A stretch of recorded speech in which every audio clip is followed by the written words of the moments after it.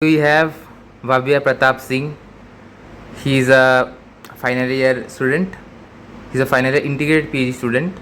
So he is in his last year of PhD at Indian Institute of Science, Education and Research, IISER, Kolkata, and he's from biology. So let's start with where are you from? I'm from Agra, UP. How did you get into IISER, Kolkata? I applied through exam called TIFR, and then I got some marks there, and then I applied here. They shortlisted me for interview, and I appeared for the interview, and then So are you happy with that? With your decision? yes, yes. And what was your journey since childhood? It was me average. I was a okay kid. I used to be at home most of the times, and in terms of my education and all, it was okay. Nothing that great, nothing that bad. So you were from which board? CBSE. Hmm. So did you have friends in school and all? Yes, I still have friends from my 10th standard. Our sections changed after we entered into 11th and 12th, but we are still in touch. So you were still in touch with your school friends. Yes. So after that, After that, I joined for my bachelor's, and then I'm here. okay, in what was your bachelor's on from which college? So my bachelor's was in BSc honors in biomedical science, and it was from a college called Bhaskaracharya College of Applied Sciences. It comes under University of Delhi. Delhi. Yes. It's an off-campus college, so probably you may not have heard of it. So what is the difference between school, college, and out here? School was all about studies. College was all about fun, and this is all about learning to narrow down your thoughts and then having a work ethic to work on them.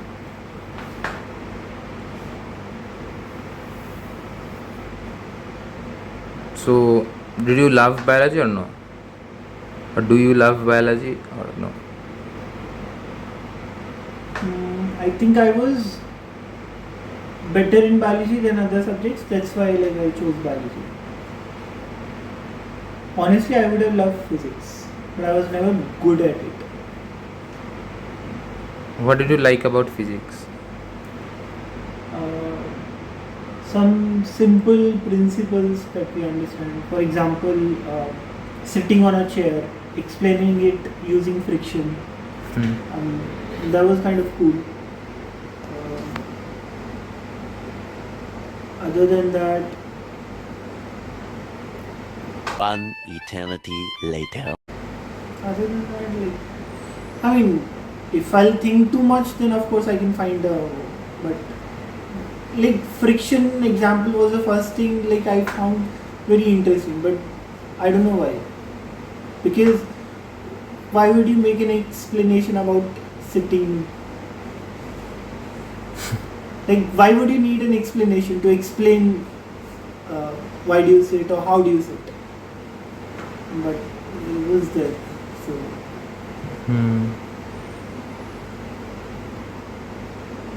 Do you still love physics or no? No, not now. Not now.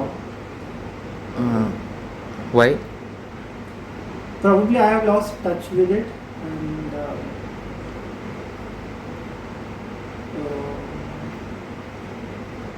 yeah. Now I feel like biology is much more interesting since we have so much of things which we have not yet explained, which is yet to be discovered. So There is a new term, not new term, but newly popular term called interdisciplinary. So, do you believe in it or? I don't think so.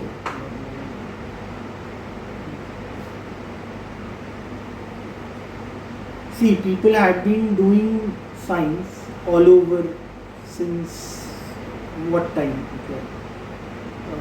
For example, as far as I could remember, one book of Schrödinger, who has worked extensively on wave function in physics.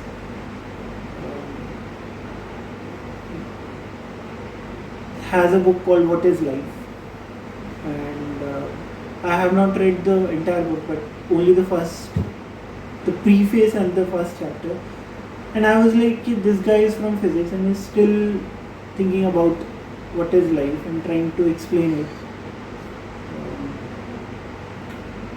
In that sense, people had been thinking about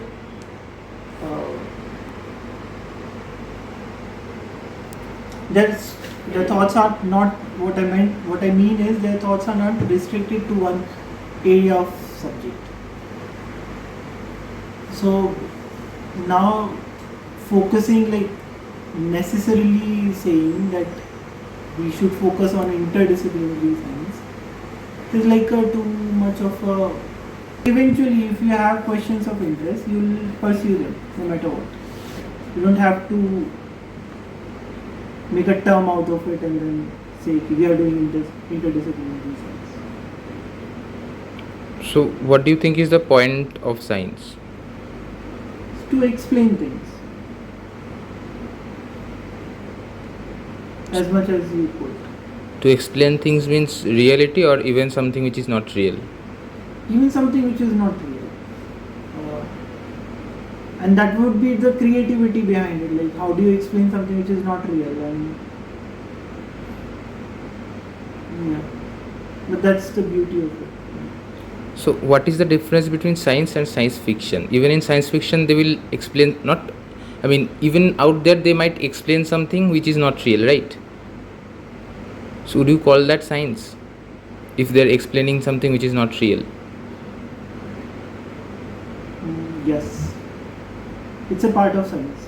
It's not entirely science, but it's a part of science. So, Because think about it, for science fiction to be popularized and to be acceptable, it has to follow a logic. And to construct a logic, you need science. Like even the things, the monsters or whatnot that they are explaining, they do not exist. But their storyline has some derivation of the human life, some part of reality. initially, I started with that we have Bhavya Pratap Singh out here, who is from the IISER Kolkata, from this particular institute. So, should have I said that? I mean, was that important to say it? Or do you think it is important to add your affiliation or no? Sometimes it helps. I think it would be very context dependent. For example, to someone for whom who is listening this podcast, why should they be at all interested in it? Maybe they liked that I'm coming from a research institute and I have some opinions about it. Maybe they'll listen after that, and that's why the mentioning of the IISER Kolkata was important at that stage. For someone it could be off-putting. Maybe you're bragging about your place. But won't it be the case that if you are showing your affiliation, then you are creating a box. pre-perception of the people who are observing, and if you are not, I mean, and if someone is not from not doing science, but he might have a point which would be valid, or he might be working on something himself from books or whatever, I mean, outside the system. Not, I cannot say, I mean, he's he's not part of a structured system, but he has created his own system through the already present body of knowledge. So how to not create a pre-perception with by using a affiliation, or by not using a, what to, I mean, I'm saying that should one use affiliation or no? I mean, to not create a pre-perception before, I mean, yeah, pre-perception before I he feel listening. like pre-perception is inevitable. It's something you cannot control. You cannot have too much of control. For example, how human mind work is that you might not be listening to the entire sentence, but you might be picking up few trigger points, which are sending you some images of something.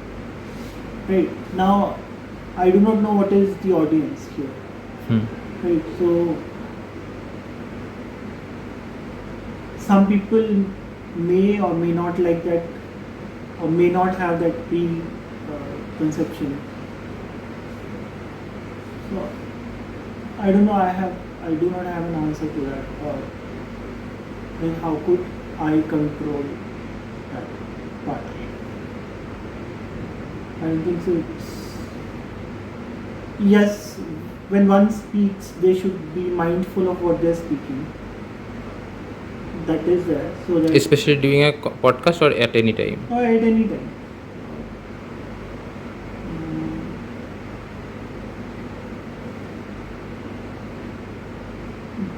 But at the same time, even if you're saying something wrong, it can also reveal a truth behind it. Could you explain that?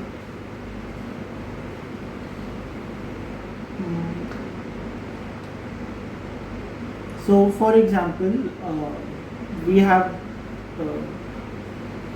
Schrodinger's cat as an example, where cat is in the box.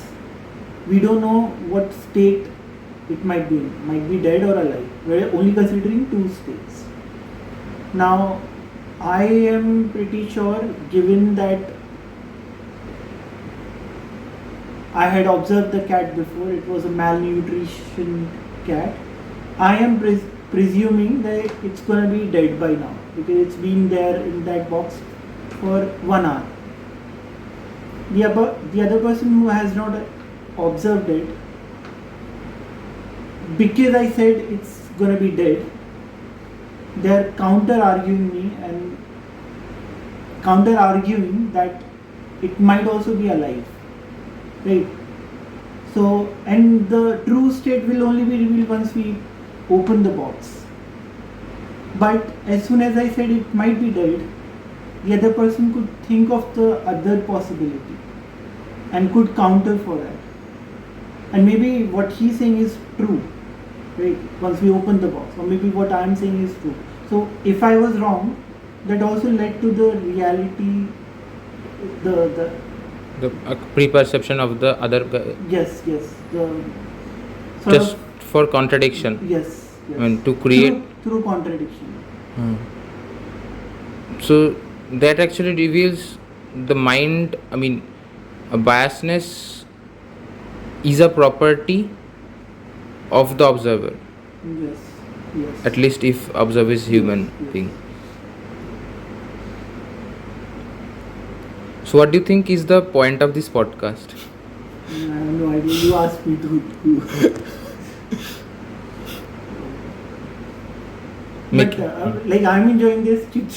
I have never done this, and then I'm speaking. And I'm also You're enjoying this asking because good questions. So like this is also impromptu. yeah, impromptu. Because But I'm also being very conscious because there is a camera. Otherwise, I would have blubbed out something even more stupid by now.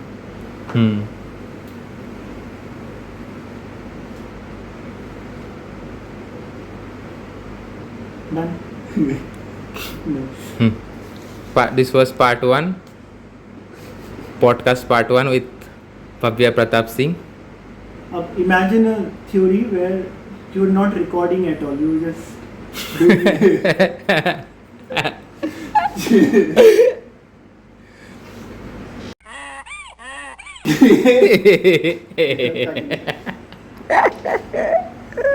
And if I delete it later, that would be worse for both.